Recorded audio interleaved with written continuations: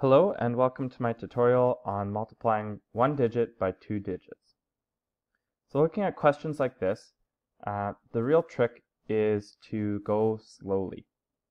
Don't do it in your head, do it on a piece of paper. It does make a difference. And especially the more digits you add, the more important that becomes.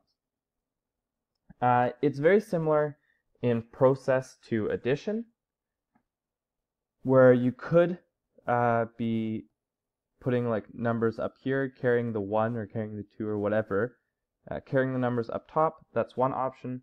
I'm going to show you one option. I'll show you a second option on how to do this.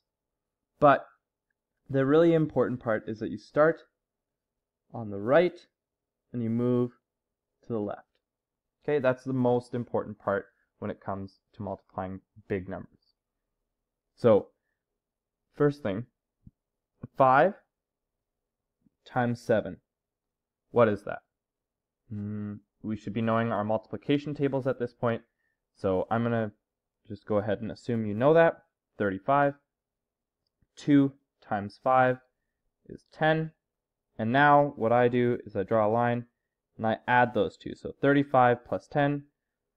And now this is addition of bigger numbers. So 5 plus 0 is 5. 3 plus 1 is 4. So 45 is our answer. Okay, cool. Now, we're going to try it a slightly different way. But again, starting on the right, moving to the left. So we know our multiplication tables. 7 times 2 is 14. 1, 4. 7 times 3 is 21. So I'm going to put the 1 here. Oh, but I can't do that yet.